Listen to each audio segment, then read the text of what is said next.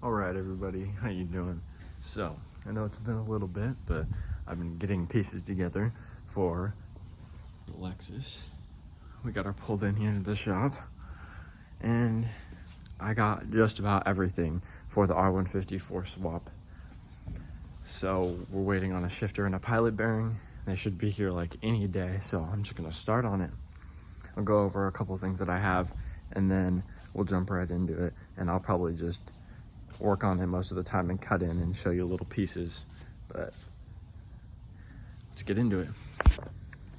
So I got the transmission right here.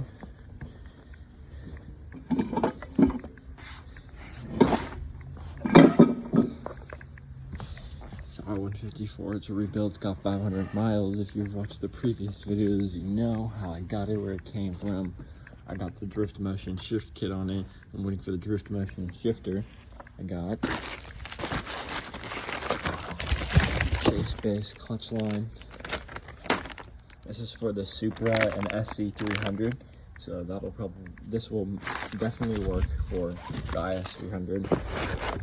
R154 slave, brand new icing R154 slave. Got this clutch pedal, this cylinder from chase base. This clutch pedal kit came with it. The clutch pedal excessive manufacturing.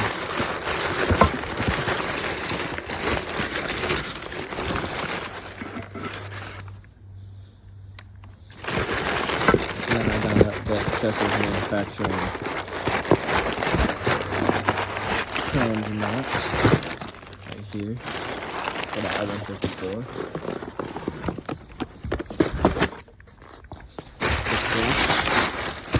So if you didn't know, R154 is a pull type clutch. So it goes onto and pulls it, unlike other ones where it's push. It's a clutch. I got it with the transmission and the flywheel right there. And then I have the drive shaft at the house, and that's pretty much it. So yeah, I'll start getting into it, and I'll cut in between and show you guys what's going on. Got these red doors on. There's some new things that have happened. Auto the manual. I also got a new exhaust.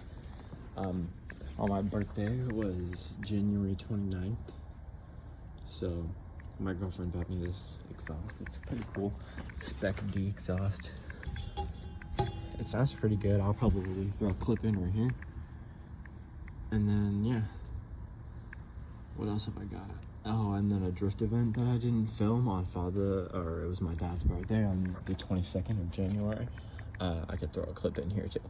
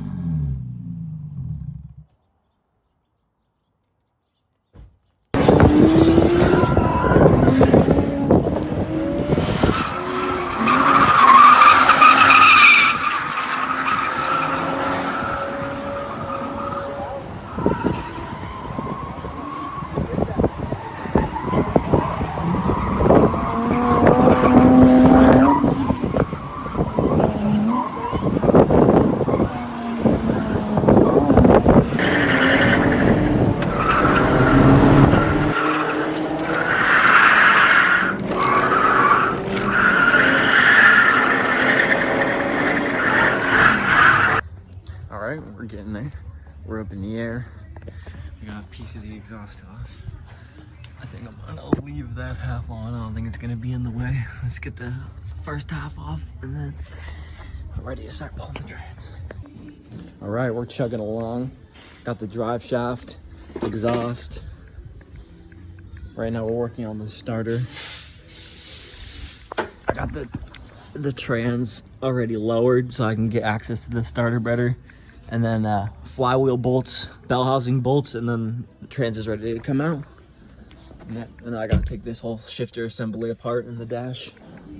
But yeah, we're chugging.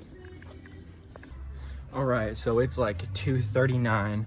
I started at like 10, and we already got the transmission out, ready to go.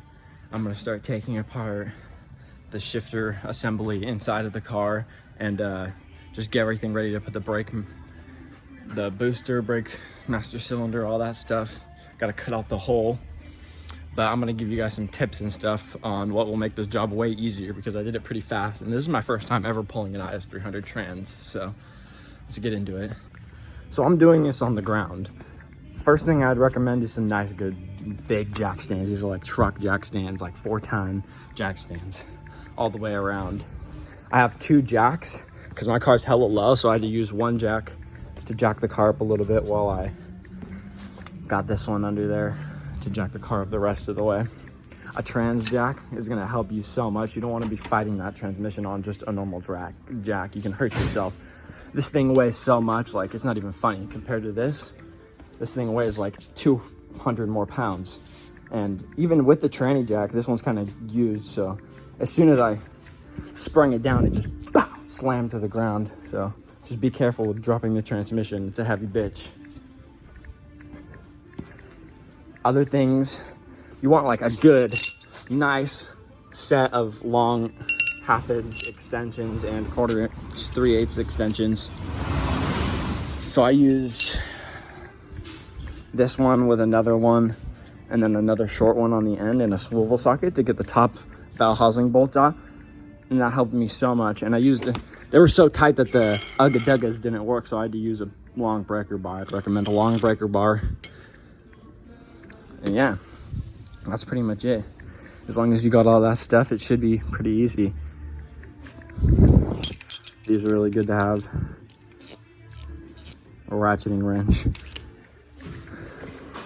And the starter, to get to the starter, you're gonna wanna undo the bolts for the transmission mount right here. That goes right there, and you're gonna wanna put a jack under it and then lower it down a little bit so you can get better access to the starter bolts because they're tucked up in the firewall pretty much. So you're gonna wanna drop the trans just a little bit. And then after you're done doing that, you can get the top bell housing bolts and then put the mount back in so you can get the tranny jack under it. And yeah, it went out pretty easy for me. Like I said, I started at 10 and it's only 2:30 right now. So 10, 11, 12, 1, 2. It only took me like 4.5 hours, which isn't that bad. So yeah.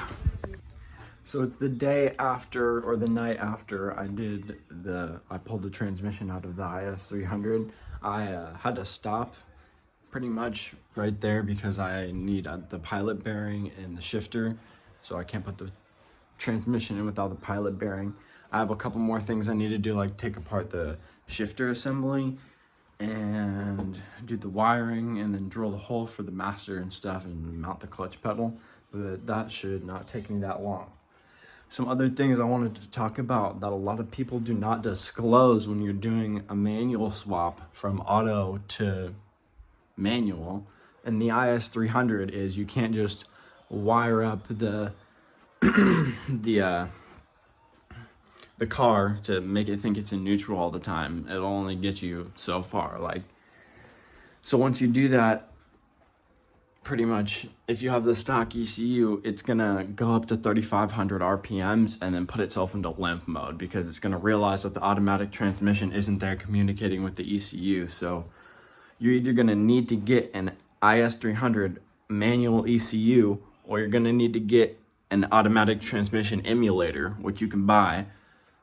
Just look up is300 automatic transmission emulator, or I'll put a link in the description because yeah, it's just something that I thought I wasn't gonna need to do, but ended up needing to do it. And a lot of people do not disclose that you need to do that. They just make it sound like you can throw the manual transmission in and wire the car up to make it think it's in neutral all the time and drive it. That's not how it works. You need an emulator or you need the manual ECU.